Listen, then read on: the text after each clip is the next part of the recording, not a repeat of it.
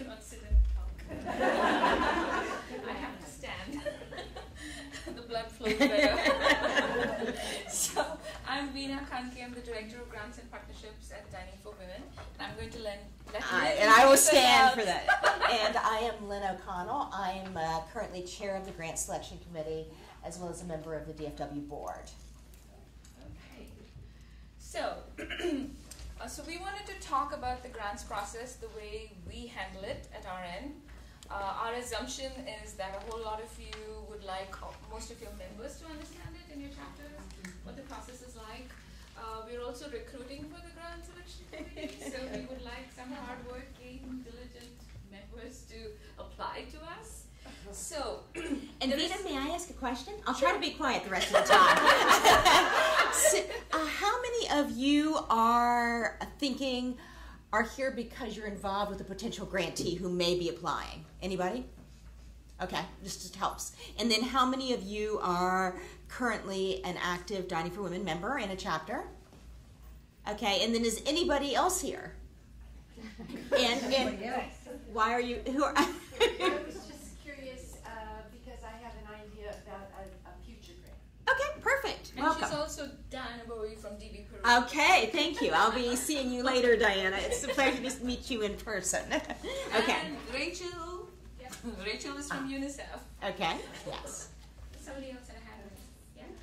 I'm not as open as Sandy. We spoke yesterday. I'm a little bit more shy side.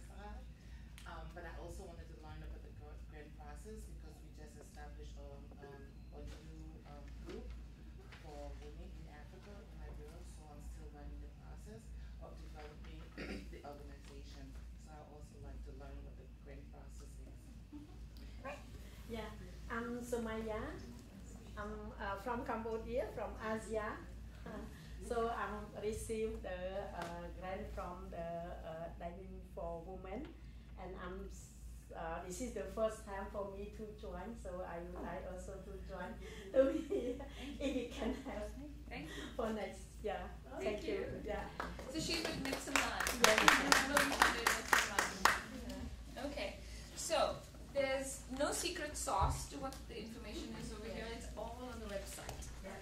Okay, so I always tell chapter leaders, regional leaders when they call and want to know about the grants process, it's like, please go to the website.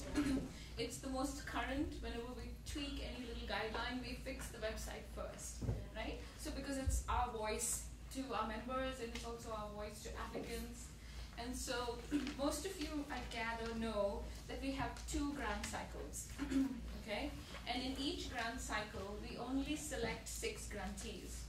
Our process is so long, right? By the time everybody applies and we tell them that they have got the grant, it's a very long process. It would not be fair to pick 12 because somebody would apply and then 18 months later they'll get the grant. That's torture for them. So that's the reason we have 2 grant cycles.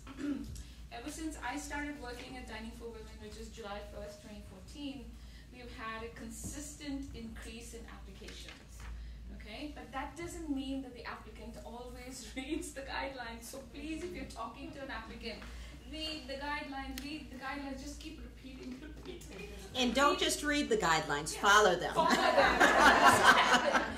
So keep telling them Dining for Women is very strict about the guidelines. And we can afford to be strict about the guidelines because we get so many applications. So I sometimes have to tell the applicant, well, they were trying to squeak by, but there are 100 ahead of you who've already, checked all the boxes. So please do read the guidelines. So we have 2 grant cycles. We always open up the applications on April 1st and October 1st. And it stays open April 1st to the 24th. It's right here on the calendar, which is also on the website. October 1st to October 24th. And this is what most applicants do. 100 comes in the last 48 hours. Everything else just trickles in, okay, in the first few days. So we're twiddling our thumbs until the last 48 hours. And at that point, if your internet is not working, we cannot help you. Okay? So you have to upload several attachments, and you need pretty good broadband to be uploading attachments. And this is a problem sometimes for applicants who are applying from different parts of the world. I've had applicants cry and say, I was uploading, the last one would not upload at the last minute. And I cannot remember if I said, yes, email it to me or not. I don't remember. But, you know, that is an issue. We can't always, you know, just accommodate all the time and keep the grants cycle open forever. So typically, here's how the process runs. I have three, Megan's not here. So I have three people who are screening applications with me. So as they come in, the documents come in, we are looking to see first thing, are they a US 501c3? You have to be a US 501c3, and if you're explaining this to applicants out there in different parts of the world, it's because we need to vet your finances. We need your 990 tax documents. We are scrutinizing who you are, who you have been, and who you become, and that's one of the reasons that we need that. So we need proof. So they have to give us the 501c3 letter of determination. Okay, and it's very interesting to see that the applicant's name and the 501c3 name are different. If that is different, we don't think you are who you are. So then we kind of eliminate you. Okay, so that's one of the reasons. So they have to be that. Now, what happens if you are not a US 501c3? This is the biggest question we get all the time. We have allowed a little organization that's out there that's doing fabulous work to reach us if they have a fiscal sponsor, okay? But we define fiscal sponsor in a different way. It's not the generic definition of fiscal sponsor. If a US 501c3 has been partnering with another tiny little organization somewhere in the world, where they have been playing a nurturant role, a mentoring role, like they know each other and it's not an arranged marriage, where they barely know each other, it's not one of those, right? So they have to really know each other. They have to have had a relationship that extended beyond 12 months. Then they can kind of apply to us. So then what happens is the little organization out there is the applicant, and the 501c3 US fiscal sponsor is submitting their 990s, okay? Now it's not a perfect story because we want to know about this organization, but we've got this organization's 990s, right? We've created this so that this little one can get to us, okay? So we still ask for this organization's balance sheet, right? What money came into you? How did you spend it? What's happening on your side, okay? So this is a letter of intent, so it's kind of very basic. You turn in the application, you have to put in the project description in there, 450 words. You have to submit 990s, you have to submit the 501c3 declaration letter, you have to submit your project budget. A lot of applicants do not understand what a project budget is. They give us their organization's budget. And they tell us, give us 50, we'll put it somewhere. Not good enough for us. We want to know where our 50 is going, okay? So in a project budget is where you tell the story about the project. So sometimes some people will send us a project budget that says $35,000. This is where we hope the $35,000 will go. This workshop, this training, this recruiting, this, that, and the other. Some organizations will give us a larger budget, and that is okay. Okay, so the project is $200,000, and they have put in a column really clearly. This is what we're asking Dining for Women for. We're asking for payments for the workshop. We're asking for the transportation money. We're asking for the, the community health worker to go into the village or something like that. Now, what makes that larger budget more interesting for us is this is the story we will tell the Dining for Women members when the time comes, right? That this is what this organization is about. This is what they're going to do. We're only coming in and paying this money. So it's okay for us to get either. Yeah. So when you said, in your example, the whole organization has a budget of $200,000 with these line items. For a project. $200,000 for a project. Well, that's not my question. Okay.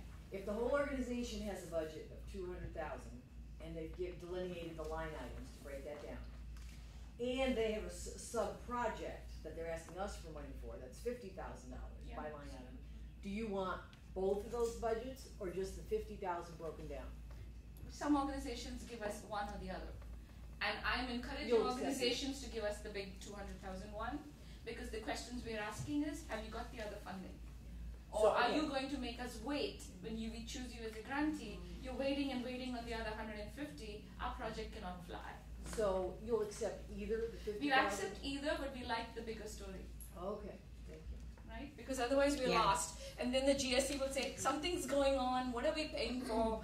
There seems to be lack of Well, because information. monthly, we usually see the budget for the project, don't we? Or maybe maybe Yes. we see either, and I didn't notice. No, we never give you the big one. Oh, okay. We never present the members, that's a privacy issue. We cannot give the $200,000 budget to our members Oh. on the project fact sheet. Okay. No, we cannot. So what we give you is a simplified version of the budget. They'll give us 4 pages. Okay, so then we collapse the 4 pages and give you the tiny little budget because it fits on a PowerPoint. That's one of the reasons. Yes. Have you had any cases where we have funded and the other funding to really complete it doesn't come through? And what happens then? I mean, do we actually disperse funds that Good question. that project doesn't get completed? Go for it. We do require interim reports and final reports. So to date, the projects have happened. Probably, I would say, too, and Veena can probably give examples. I speculate that when Dining for Women comes in with our funding, that is a huge help for the other pending funders out there. And they will fund it. But that's part of the second process. This is only the LOI process, right? So the screeners are screening to see whether we match with the grant criteria. And at that stage, we eliminate quite a few. Okay? And then we move the next to the grant selection committee made up of 10 members, 2 teams. And then each person on the committee gets applications that they own, that they have to do a deeper dive and deeper research. And for those of you who may be advising applicants, please believe me, our grant selection committee kicks butt. They are excellent, they are very good at doing research. If you don't know something about yourself, they do. I have been in the situation where I'm telling applicants, this is written about you out there, and they don't know that it's written about them, okay? So we do our best with the research that we can do. Occasionally we will kind of toss a question to somebody whom we know is an expert in the region. That occasionally happens with the grant selection. Lynn is quite the expert. She's lived in several countries in Africa. So we'll toss a question to her and say, does this make sense? Does this seem like it's real? That kind of a thing. And keep in mind, the reason we do this is because the Grant Selection Committee has the job of representing all of our members. So we want to make sure that we do as much vetting as possible for you and for the large group. Just a step back for a second. When you have this large group, many of whom you need to reject, given the limited staff and volunteer resources, are you able to tell them why? Yeah, we'll get to that. I'll get to that. I'm just going through the process as it happens. Okay? So then, we spend an entire month. So the month of May and the month of November is when we're doing the LOI evaluations. So at the end of those months, our grant selection committee has completed evaluating everybody. So there are average scores on everything. So we rank, it gets ranked. And so we take the top 8 from each team. We take the top 8 from each team, and what we do is we try to balance it out in terms of we will let the other team know we had 10 Ugandas in this team. So don't pick Uganda again on this team because we don't want, too many of the same topic or the same country. So we try to balance that out. So yes, it's true. We look for geographical diversity, but we also look for topic diversity in any given slate. Okay? Yeah. How many applicants on average do we have for each cycle? This present cycle we're going through is 107. And the last October cycle was 160. Yeah. And there are days I want to quit. Just to clarify, that number is applications you actually review, not No, received. No. letters. Received. Applications received. So in the 107 list, we have eliminated 59. We're evaluating the balance. Okay? So then they rank them from both teams, and there will be the top 16. Unfortunately, we only invite 15 to turn in a full application. And so the 16th, we have to negotiate with the grant selection committee. Who are we dropping? And then we invite the top 15. So I'll take your question, and then I'll let you talk a little bit about the full apps. Okay. These 2 groups that are narrowing it down to the top 8, did you say each? They're looking at the same pool of No, 59? each team is looking at Right. it different. There are 2 Well, you teams. said yes and you said no. Oh, I was agreeing with her. So the two teams. Team if 1 we- and Team if 2. We've got if we've got 70 applications to evaluate, team 1 is looking at 35, Oh. team 2 Yeah. is looking at the other Oh, I thought it was 35. a double check, okay. No. Not yet. No. We'll get to that It's with not full a double apps. check. Okay, So it's what's rising in each team. okay. Yeah, what's rising in each team. And then we get to the full app stage. So full app is a 20-page proposal. It's only 10 pages for them to write because our questions are 10 pages. And there's about 13 attachments. They have to submit their audited financials. They have to submit their 990s again. They submit 3 recommendation letters. They send A video, yeah, link. if they have photographs. A link to videos, photographs. They send us bios of all the board members, of the staff that's working in the field, and their management. Am I missing anything? That's pretty much it. Let's see. Yeah, 13 attachments that come in on the full app stage. So the full app stage is only 15. We're only looking at 15, right? We give them 4 weeks to get that to us. And then the second round, the whole team does it together. So it's 10 members of the grant selection committee evaluating every one of the 15 final applications. Yeah?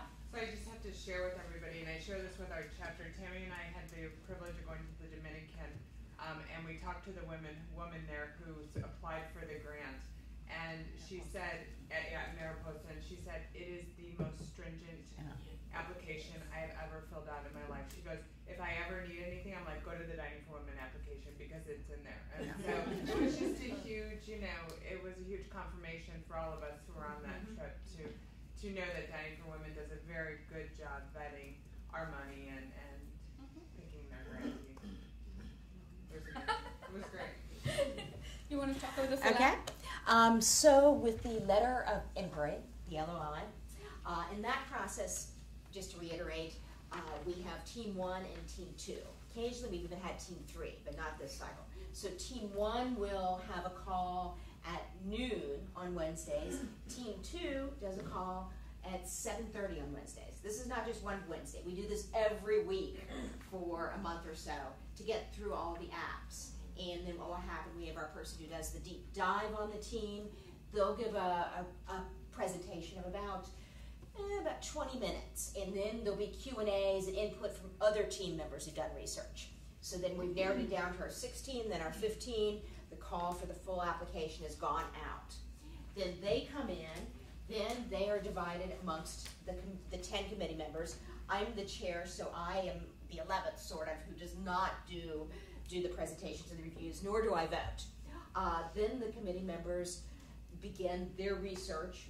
We meet on Wednesday nights again, and each team member will present on theirs in more depth, going into the special questions. Again, because we're representing so many members, how I wish I had my own little foundation and was giving money away, because then I would not have to have the challenge of representing so many members. Things, again, about issues, about country areas.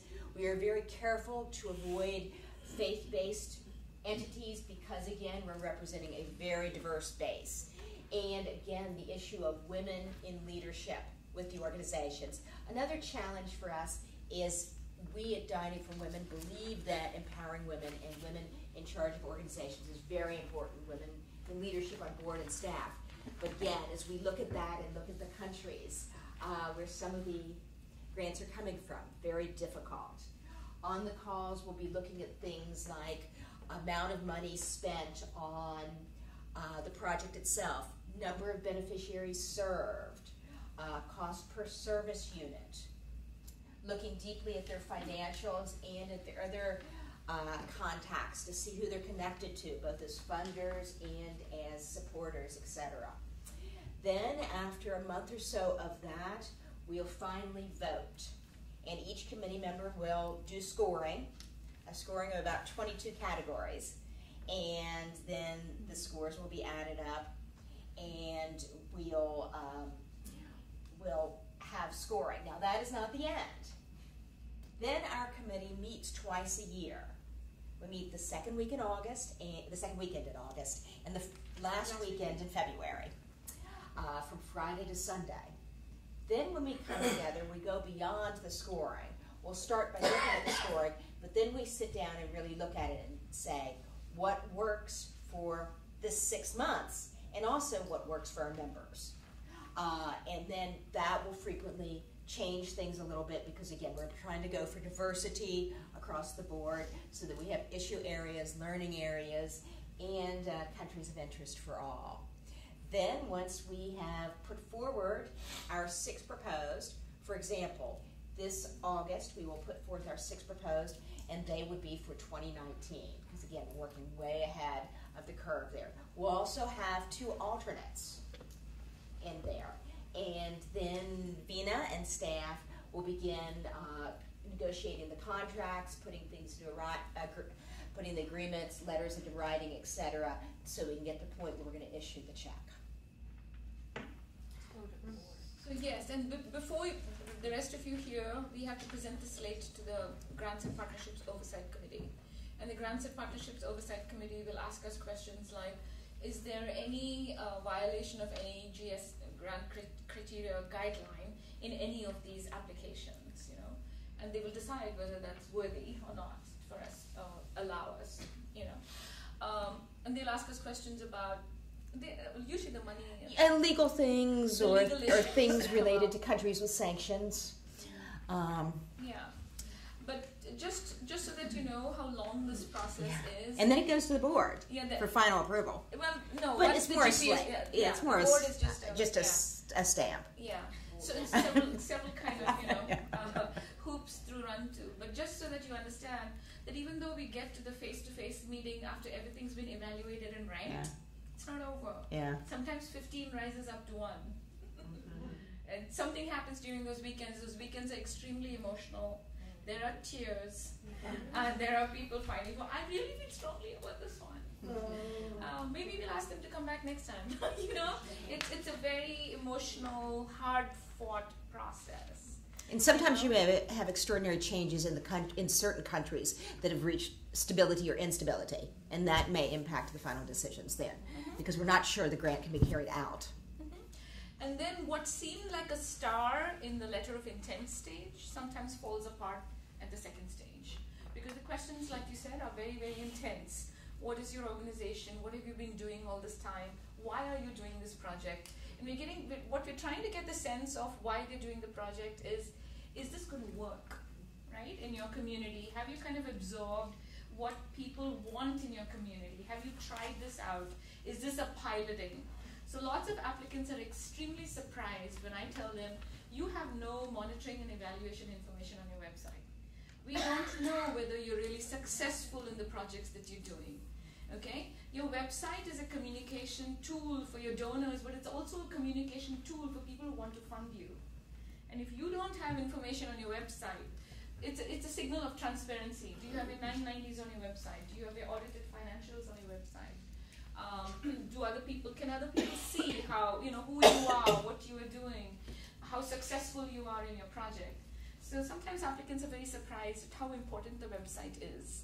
And if they've chosen to go onto Facebook and stuff like that, sometimes the information is lacking. So we would be suspicious of an organization if it did not have a website. In fact, you're required to have a website in English it's to one of the apply. criteria thing. So if the organization is really tiny and really little, that's where that fiscal sponsor comes in. Are they hosting you on their website? If they're not hosting you on their website, maybe your relationship is not what you claim to be. You know, so there are those kinds of things. So there's a lot of what the organization is communicating. A lot of the times an applicant is doing really good work, but they don't have time to communicate it. You know, either on their website or through the LOI or, you know. So this doesn't mean that just because our process is so rigorous that it favors people whose first language is English. It does not. Okay? Because our grant selection committee is trained to read between the lines about what exactly this project is. So I don't want any of you to feel that we're selecting people who can write good grants. Not necessarily. Okay? It is about what are the questions you're asking. In the second full app process, we have details about how exactly is your project going to be run. What are your objectives? What are the outcomes? And they have to fill up a table in terms of how exactly they're measuring the outcome, how they're collecting the data, and at what point do they believe that outcome has been reached. So it's very kind of in-depth, and if people haven't thought through what it is that they're trying to do, it comes across. right? Catherine? Yes, just a question, probably going back a little bit further. You said somewhere along the line, somebody asked questions, are there any legal issues, are there sanctions or whatever? Who's looking at those kinds of specific legal issues from the U.S. or any other standpoint? So, so we have, our grant selection committee will look to see if that country has been listed on the OFAC list. Are there the lawyers Department of on this Treasury. committee? I guess. What's that? Are there lawyers on this? Yeah, we happen to have lawyers on our grant selection committee. So they'll do the general research on whether to see whether this country is listed on the sanctions list, right? So there's a difference in how the sanctions things works out. Sometimes an entire country is on the sanctions list. You cannot deal with anybody on the sanctions list. So it's like, okay, sorry, we cannot deal with this. Okay, so basically, I guess my question is, this is all internal members who have volunteered. You're not going out for experts. No, I'm getting there. No. I'm getting there. Sorry. So Susan Daplow, who is a lawyer, we contacted her 8 months ago, and we said, can you connect us to a group of lawyers who do work for us for free? Pro bono. Pro bono. And we are urged to do that. So Yes. it's a And win-win. so she put us in touch with University of Michigan. Anybody from Michigan? Okay, University of Michigan's law clinic, Hastings Schools of Law, has a law clinic, and so Dining for Women were assigned 3 students and 2 faculty members that I've been working with for a whole year. And so I brought up the whole sanctions list. I brought up the issue about working with certain countries, and so they have created several legal memos for us. They have looked at our entire grant selection process, told us what we are doing is risky, what is not risky, what are the holes in our vetting process that that we may not be addressing. So they've written us like 5 memos, and it's pretty deep and intense, and we haven't processed it all. So we're still kind of doing that. So things like that is available to nonprofits, because we don't always can afford the legal help. So that's one of the things. Yes. Are there, speaking of the same thread of sanctions, are there any particular countries that just come to mind like this that we don't even consider? Like North Korea, maybe? Yeah, North Korea, Iran is difficult. Iran is difficult. Then South Sudan has come up. And so that was what prompted us to, in a sense, work with UNICEF. Because our members often tell us, we would love you to work in conflict situations, right? But in conflict situations, we cannot trust a tiny little NGO to be able to work in conditions that are really, really difficult. So when UNICEF approached us, and it's an interesting UNICEF story, Rachel, who's sitting there, knows, Rachel, she knows Connie Lewin, who is on our board, and they both did some leadership thing together. They were just chatting, and Connie says, I'm on the board of this group called Dining for Women. You guys should check it out. And so UNICEF checked it out and emailed me. And then we started having conversations. And I kept thinking about all the questions we've been getting from members. Why aren't we doing anything for refugees? Why aren't we doing anything in conflict zones, right? So then we started talking about it at all our different committees and things and saying, okay, we cannot trust a tiny little NGO to succeed in a conflict situation, but probably we can trust UNICEF to be able to, go to a conflict zone and be able to successfully do a project, that we can fund. And that is the 2 projects that we have with UNICEF right now. We have already given them $100,000 for the Syrian refugee project in Jordan.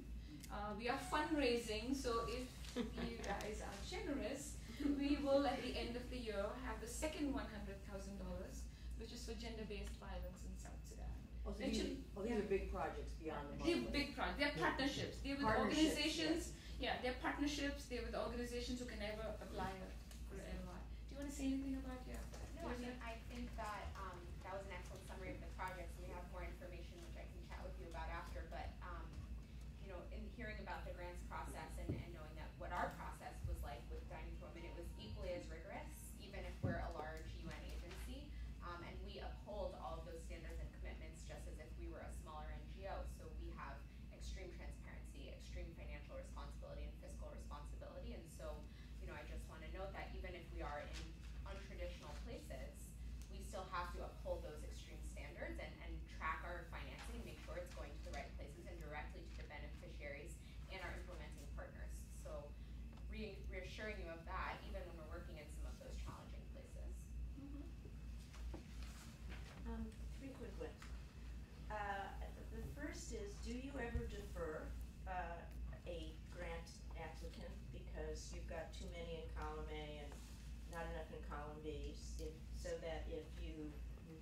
a worthy application, but you weren't gonna be able to get to them this cycle, you would tell them to reapply, or you'd hold their application?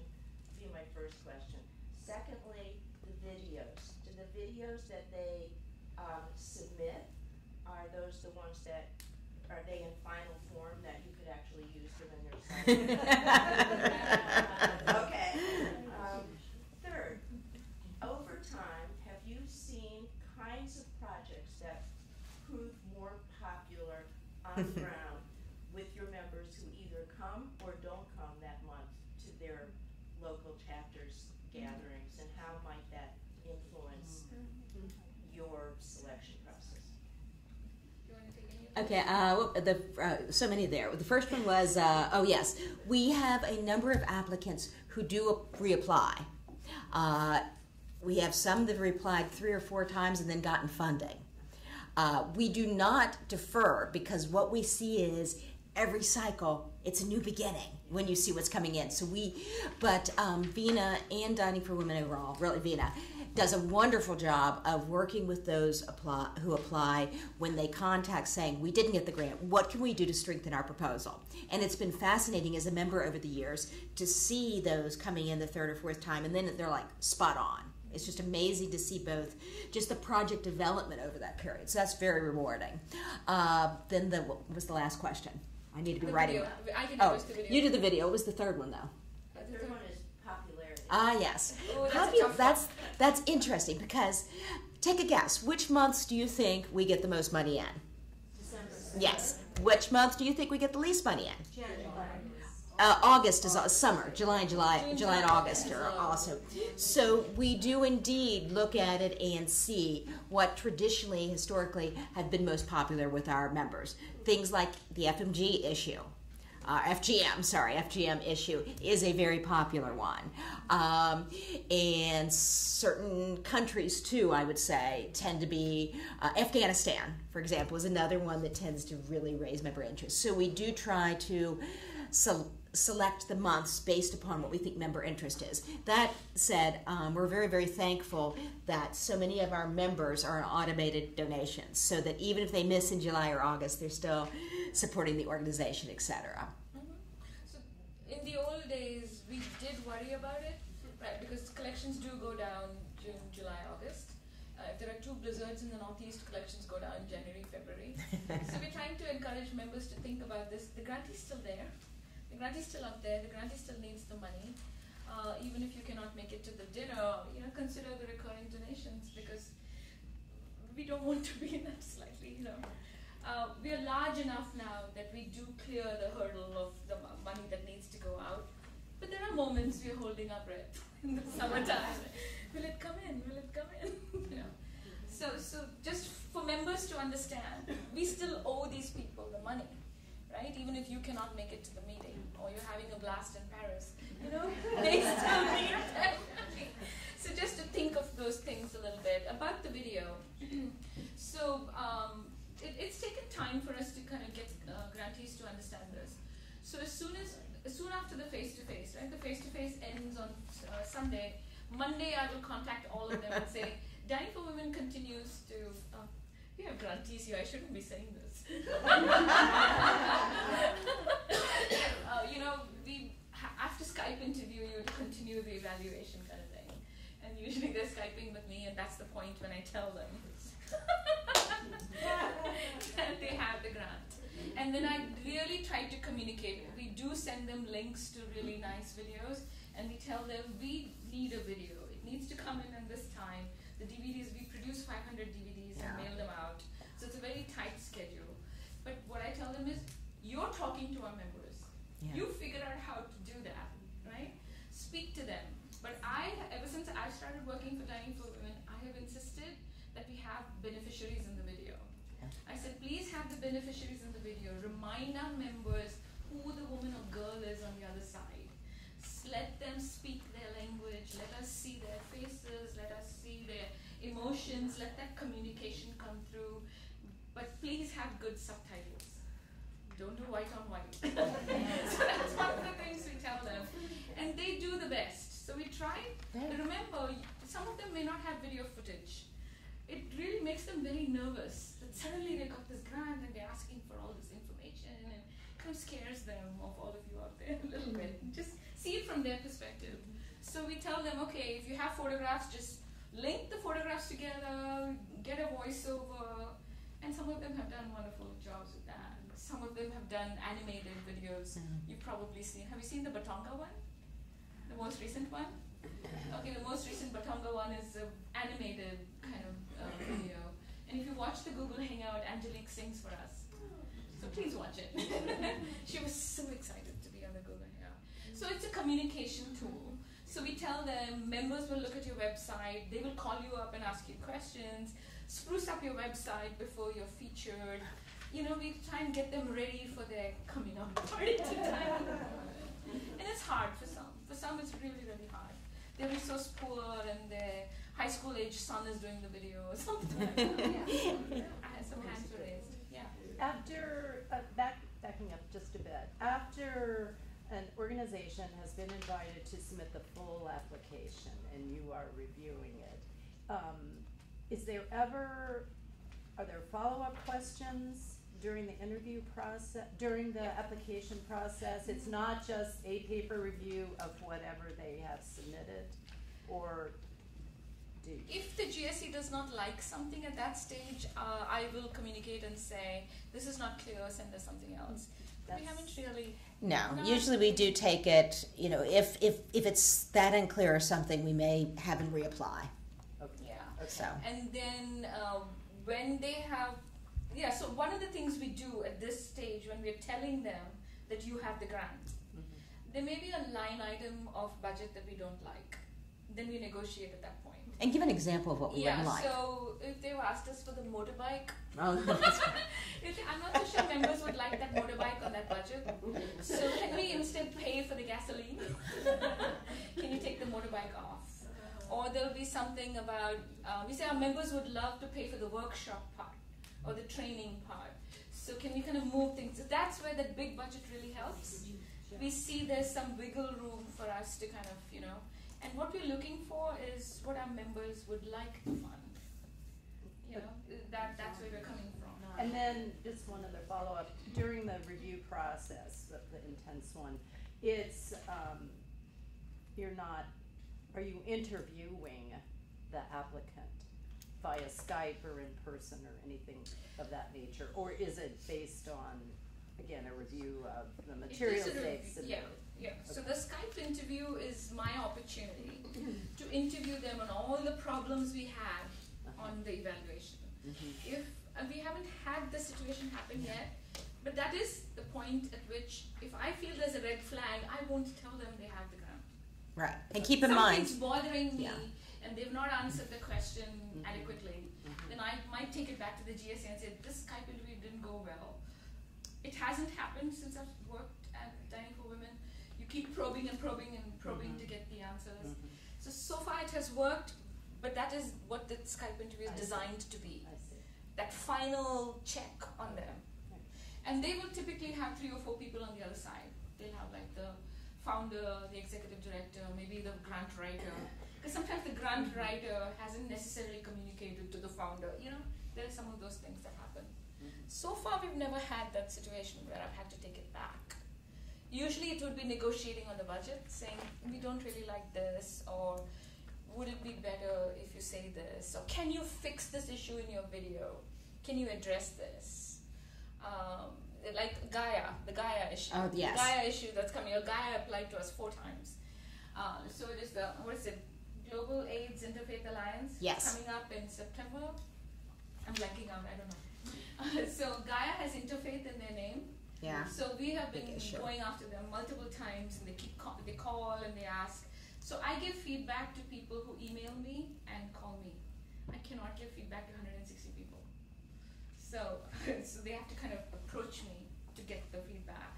But there is another way we give feedback, and I'll tell you that. So Global AIDS Interfaith Alliance, they have the word interfaith. So our whole issue was, will our members reject this because of the word interfaith? So we have made sure that they have corrected it on the website, what that word interfaith means, because to them it was a kind of a earlier incarnation of them when they were working on AIDS and they had to work with interfaith groups in order to get the communication and so they say we are a secular organization, and they refer to it in their video because we keep telling them members will be concerned. So those are some of those negotiations. So it's never gotten to the point where we drop them.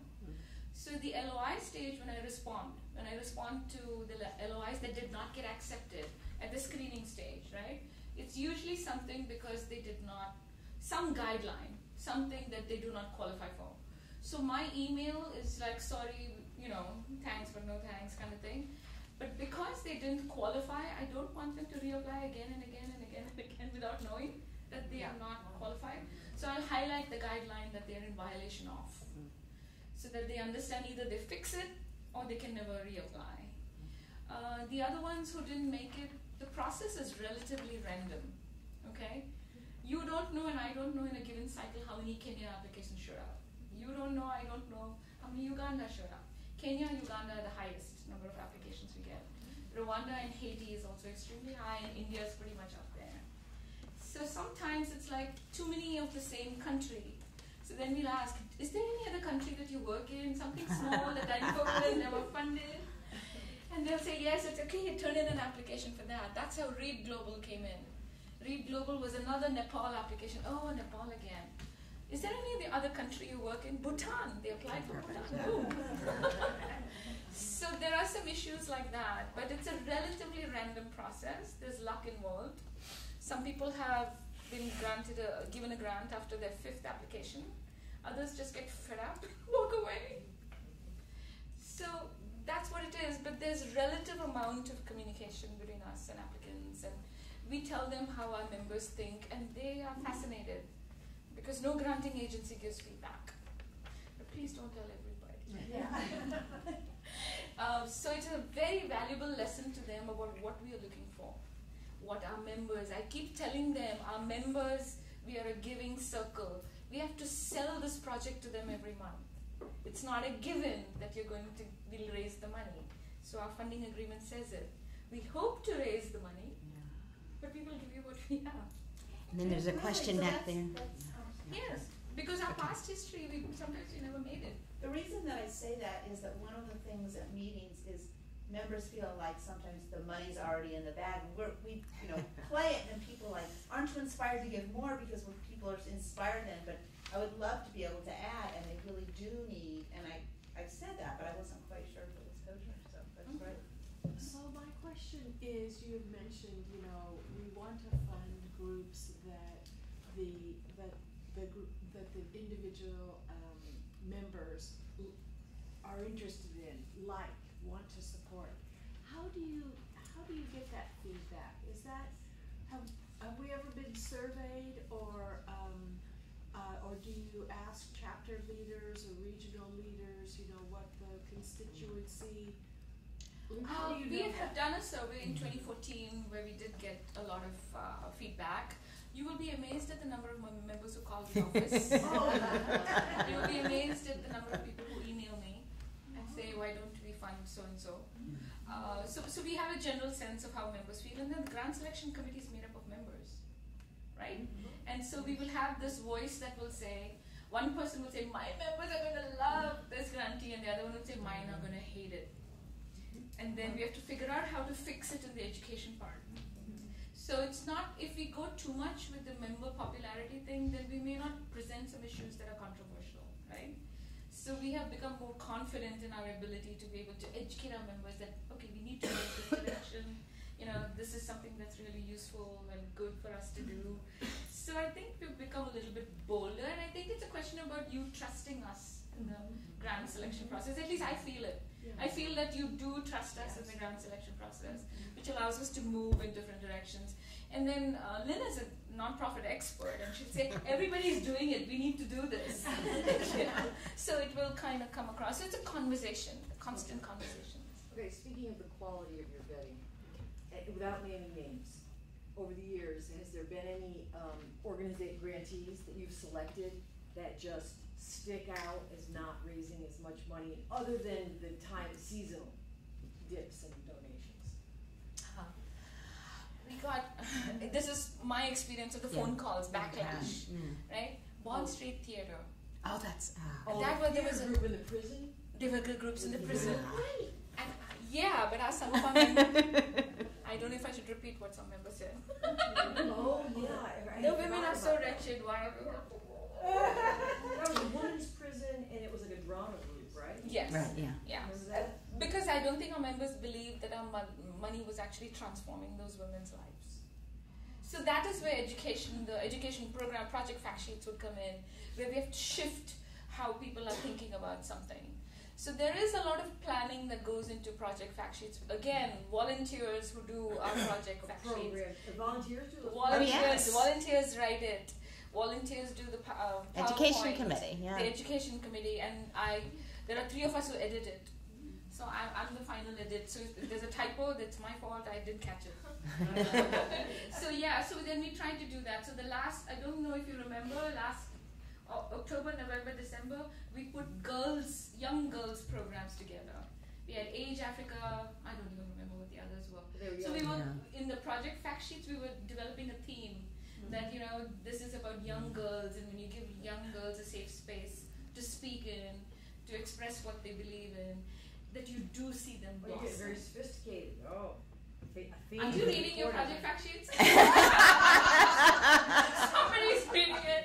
There's a lot of work. I read them. I just didn't happen to notice that there was a theme until you just said that. Yeah, so we try. Theme. Same as I told you. And sometimes I forget to bring it up in the Google Hangout. Everything happens so fast, and sometimes it's not happening. But there's a lot of thought, but it's all volunteer work. I want to say the program fact sheets have gotten significantly better. And that's our writers. That's our, yeah. So what is it? Deborah Fisk in Philadelphia. Do you know Deborah Fisk in Philadelphia? She's one of our writers. And Marlene Nock in California.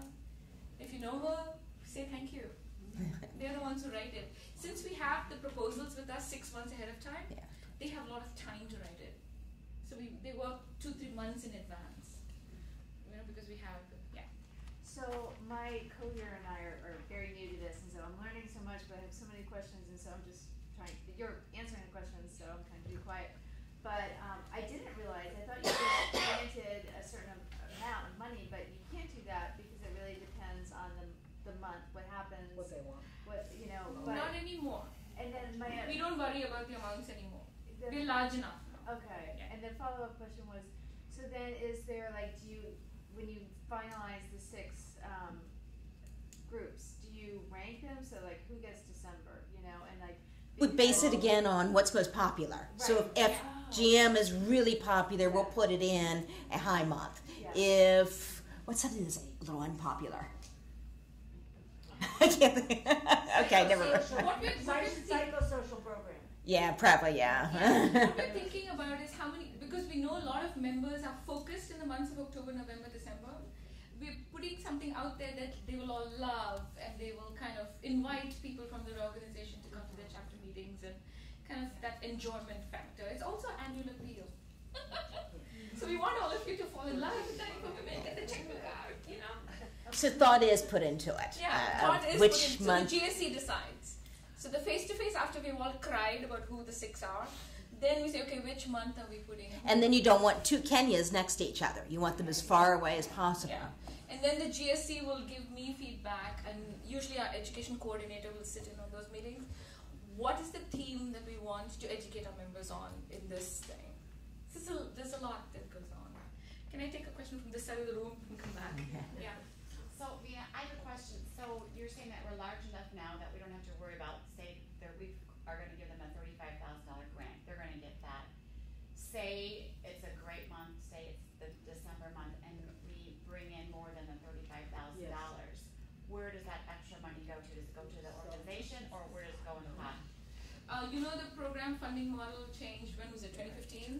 I think 2015, 2016. So we only have one big pot. All your money goes into that one big pot. We no longer worry how it's coming in or when it's coming in.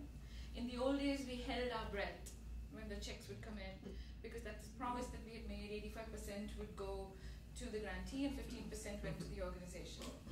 And I want to tell you, this is absolutely true. In those 85-15 days, the the staff did not know if enough money would come in through annual appeal for our salaries. So that's not a way to function for a nonprofit. We cannot do that. So all the money goes into one pot. Out of the money, we give the featured, we give the sustain, we give the partnerships, and the fund for dining for women. It all comes out of one pot. So we cannot promise you that the dollar check that you wrote is tracked all the way to the grantee. We cannot promise that. But the focus is still on grantees. For example, with sustained grants, which we're working on now, which we won't have time to talk about, I think, today. But in that, we're actually raising it from $20,000 monthly to $25,000 in response to the membership generosity. What's the lowest priority? I mean, if you don't have enough money for all those categories, does Dining for Women admin funding go down? Someone else ask a question, please. Yeah. I'm sorry. Yeah. I just wanted to make a comment about the auto donations. I'm a former chapter leader and mentor, and fewer than 10%, less than 10% of members, according to my last conversation with Beth Ellen, are on auto pay. I would love, as a 21st century organization, to have that be that should be the default. I mean, we want everybody to auto pay, and then if you can't come, your money is being used very valuably. As a mentor, I went to a Long Island chapter, and there were 40 people putting checks in a basket. They meet every other month. So at that meeting, they reported we raised last month $400, which is not what they could possibly raise if everybody who's putting all those checks in those baskets were auto-paying on a monthly basis. It would have been well over $1,000. So I beg people who haven't already signed up, as I have, to please sign up for auto-pay. The other piece of information I want to share anecdotally, I was a member of DFW at the time when we didn't have a fixed amount monthly, and I looked at what countries got the money. The highest amount, as I recall, before you started to standardize, which I applaud you for doing, was Vietnam. It raised over $70,000 one month, and I can certainly understand why that country resonates with us in terms of its need. It's children of Vietnam. But sadly, one of the lowest paying in the same sort of time period was Haiti. So, you know, I applaud you for standardizing that, and I urge people to sign up for auto pay. Yes, absolutely. We have people who pay $2 a month. The joke in the office is I work for her. Okay, she is giving her $2 a month. It costs us more to process her donation. It is important. We have people who give $2 a month. We have people who give $3 a month. We have people who give $5 a month. We have people who will call us. This is Dining for Women members. Okay, and you can ask my daughter. I tell her the stories. I cry. So we have members who'll call up and will say things like, "Can I drop my donation from $30 to $15? I'm going through chemo." And the person taking the call is like, "You don't have Like, this is who our members are. It costs us money to process credit cards, credit card donations. I mean, our bank processing fee is $50,000 a year. So there's a lot that goes in the check processing, but we know our members love to write checks. The easiest, the cheapest is the bank draft every month. So think about it. That way we are not nervous. Yes, we've reached a point that we're large enough that we can afford the $50,000 grant in June, July.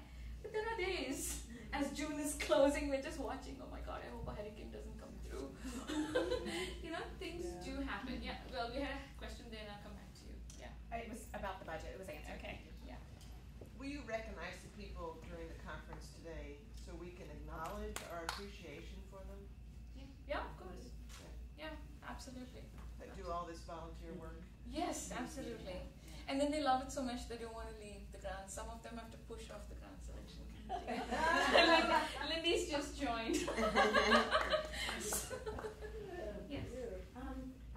Auto pay, I think, is a great option for any organization that you want to support. But I wonder, as we're just forming a chapter now, and I wonder how important a motivation it is for you to be able to say at the end of an evening, we've raised yada yada number of dollars tonight for Dining for Women, or to be able to report that, you know, back to the group the next week after you've counted it all or counted for. You will get reports. Yeah, Chapter leaders get reports of how much money was given, and I agree. I strongly back auto pay. It makes it also much easier for chapter leaders to have auto pay in place. But yeah, you'll get reports, and you can report your chapter did X. Because the report tells them who's been auto paying, right? They wouldn't No. do that. No, it doesn't give names. It doesn't give names. No names. Well, you can Amounts. tell, I must say, you can tell, because my withdrawal is on X date every month, so you can tell that's me. I mean, as a chapter leader, I analyze the data. I'm no longer my chapter leader, but that said, it is so wonderful to be able to say, last month we raised X, even though everybody was there, the people that weren't there are auto paying. So it's been something, in New York City at least, that we've really tried to emphasize, because there's so many things going on, people don't always get to show up, but they auto pay. Do you want to give some feedback about how the chapter level, what happens on the chapter side? You're also on the board. What do you mean on the chapter side? Anything about the donations? Oh, okay. Yeah, I will say when I started with DFW in 2006, I was sought after in chapters because I always got the job of, we don't really have this job, but I was the treasurer. So I would be the one who would get every member to sign in, and then I would get their donation. I mean, that day we were still taking cash. And then I would put it all together, and I would send my report to National via email, and then I would mail the money in, and put my stamp in the envelope and take it to the post office. The world now with auto pay is really nice. I will say my chapter that I'm in now, I got demoted. I don't have to be treasurer anymore because we all do auto pay, and everyone they seem to love to say it. They'll say in their emails, I won't be at this month's meeting because it's August and I'm in Maine, but don't worry, I auto-paid. And I have to say, I do advocate for that. I think it works well. And then at some point, let's take some more questions. I want to talk about volunteering. You want a couple questions first, and then I'll talk about it? Auto-pay. Is it still true that once you sign up for auto-pay online, that if you want to change the amount, or you have to fill out that sheet and mail it in or fax it in. Is what I've seen. I didn't even know that. That's what I have done, because I've done things like my credit card has expired, so I need to do a new one. Can you find Gina? Divya, see if Gina's outside. She can answer all the So that in the past, when my credit cards have expired, I would fill in one sheet against. But that form is online. Yes, it was very easy for me to do because And then you mail it through the snail mail. I've always snail mailed it. You might have other options just call now. Leslie. Just call Leslie. Really? I thought they needed my signature. It depends. It depends on which form it is. Whether it's the credit card both of one. those options are cumbersome, and that's a deterrent for some of my members. They're saying, I don't want to. If it's so easy to sign up, why is it extra hard to reduce my amount or adjust it? Or if God forbid somebody passes away, they're worried it's going to keep coming up or to stop it. So I would say that should be easy. She's gone to look for the donation people. Something else. Electronic banking. Yeah. You can set up your own auto pay with your own bank account, which you can change daily if you want. Yeah. So. You mean set it up via your bank account rather than the DFW website? Because it's coming out of the same place when they do. That's a better idea. I like that. And that's also better for DFW because your bank account usually doesn't expire. Yeah, credit card constantly expire. Yes. I just wanted to ask, when you submit the grant, how important is, say, a literature review? How formal emphasis do you put on literature review of what you're doing? It depends on the questions we ask. Maybe some people put in more research-based evidence support for some of the questions they ask. Why are you doing this project? Why is it important? Why is this issue important? People answer it in different ways. People would say something as simple as in our community, like for you would say, maybe women never get cervical cancer screenings, and some people would support that with scientific literature, some people would not. It Does doesn't that make a difference when you're reviewing the grant if there has been some research done? Yes, but our GSE would also look for some. Yeah. So Amy's got the donation person question. What is the donation question we had? Well, the question is, why is it more difficult to change your auto pay or cancel it than it is to sign up for it? Can we improve that? The reason is Click and Pledge, which is our donations processor, does not create accounts for you to manage it by yourself. It's something that we have to manage. So the easiest way to do it is to give us a call, and we have a direct line in the donations office, and unfortunately I don't have that memorized, but I can find it for you. And we can always make those changes for you. That's the quickest and easiest way. We're always happy to help. There's 3 of us that... And you pay click and pledge for this service? They take their fees out of donations, you know, just like a credit card. Just like a credit card. No, I know, but there's not a better organization to use that makes it easier for the donors to manage their account. Network for Good, we used to call Network for Bad. Yeah. I mean, there's tons of processors out there, and they've all got their great spots, and they've all got their downfalls. And you never really know until you start using them what they'll be, and that's just one of the ones that we've run into. Our favorite form of donation is recurring bank draft. Yes. Those are incredibly easy. We set them up. They run all the time on their own. We have to do very little maintenance on them.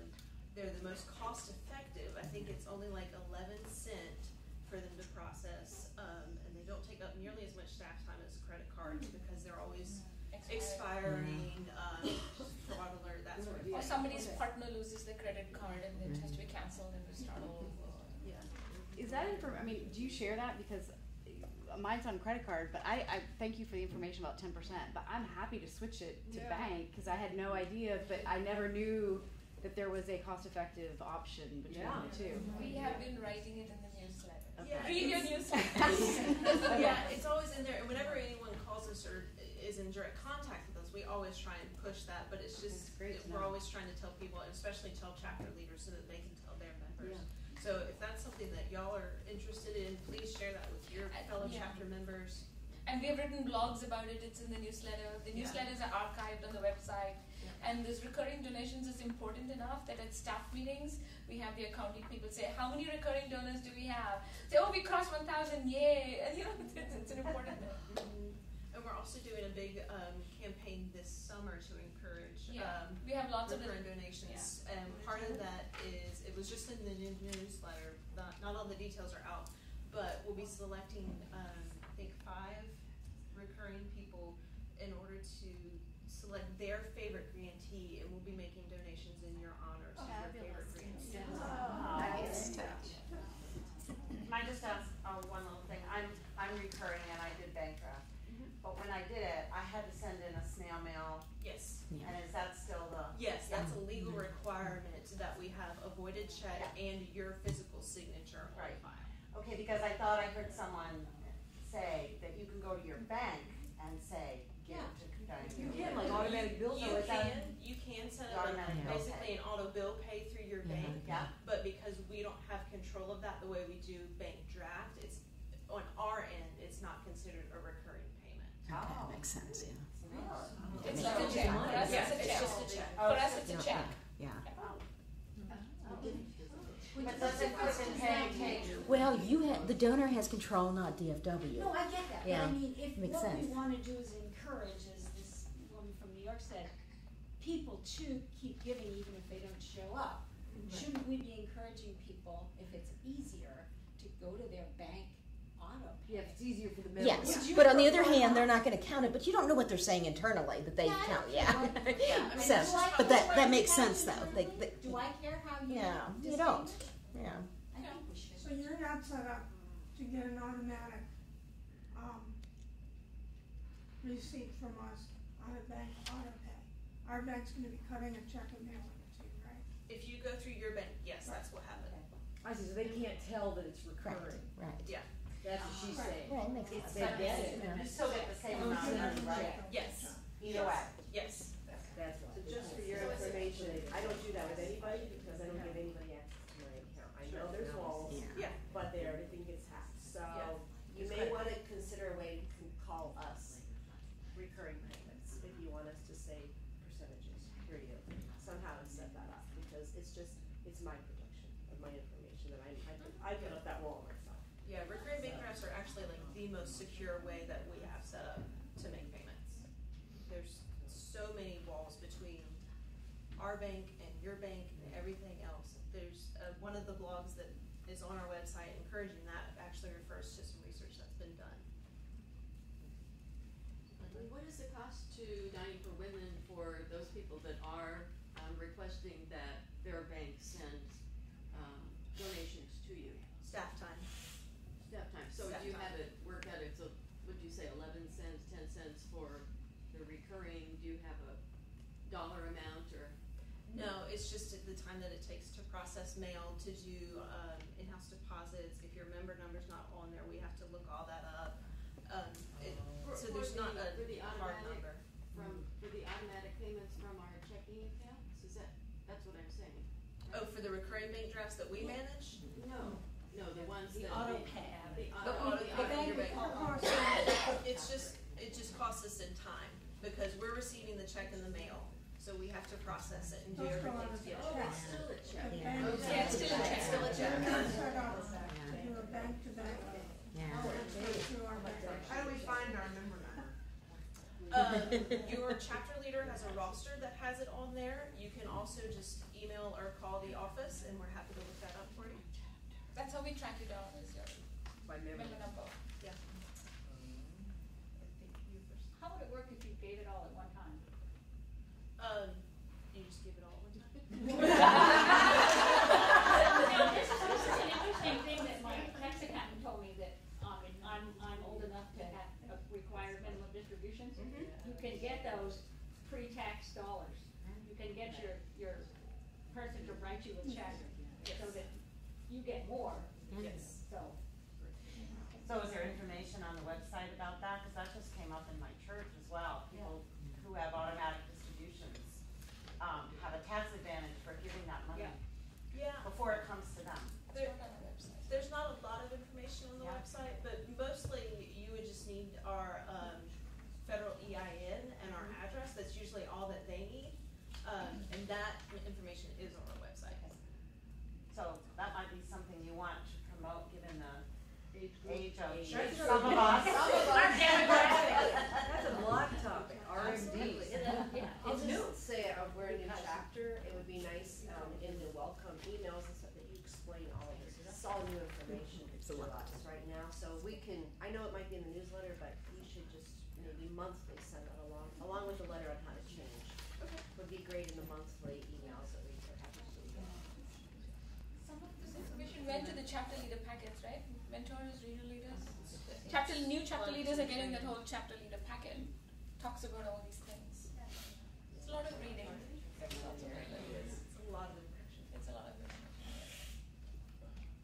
Could we just, maybe, because I know we're almost out of time, Close to right? time, yes. I wondered if maybe we could just take 1 minute or two, if you could summarize as the chair of the grants panel, what you, as part of the review process, see as maybe your 2 or 3 biggest challenges that you all have wrestled with. That's easy. I mean, for me, what I see 2 big challenges. One for the committee and one for me personally as the chair.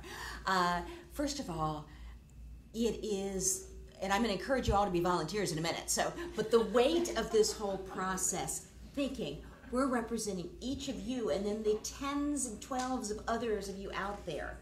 How to ensure that we're using your $1, your $2, or your $150 in the best way possible to represent your interests, as well as to ensure that the grantees we select have impact. The second challenge is we are international. We give everywhere. We give in places. This afternoon, this is the plug, I'm moderating the Last Mile panel. Diana will be one of the speakers. You know, we're funding things in very hard places to go.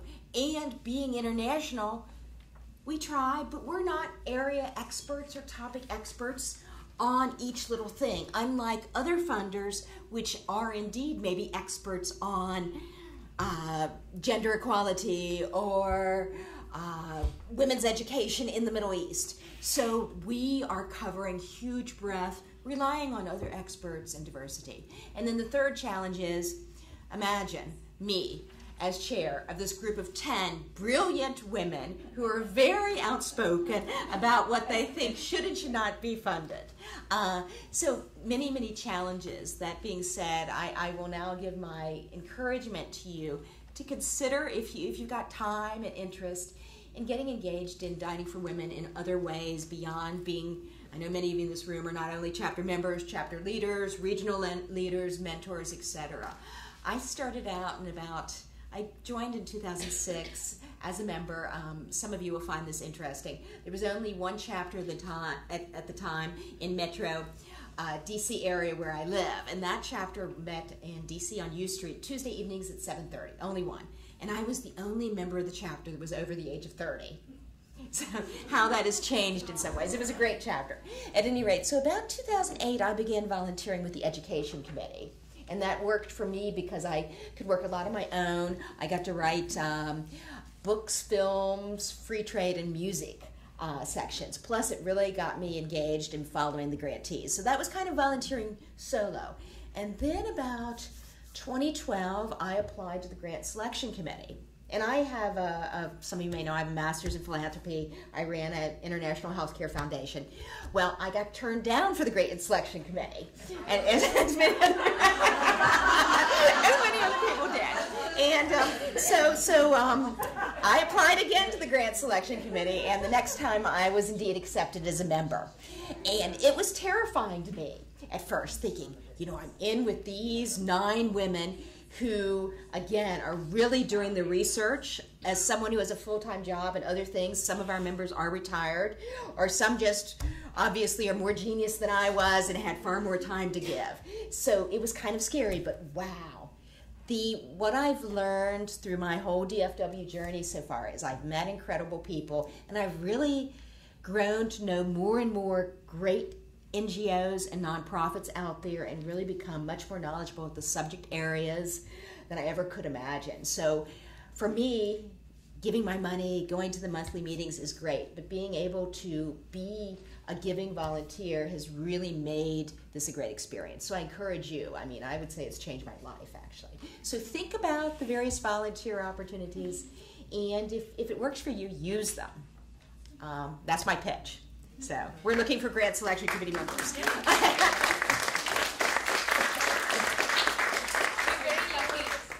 very lucky we get fabulous applicants. We really are. Our name is out there and they're coming to us. So.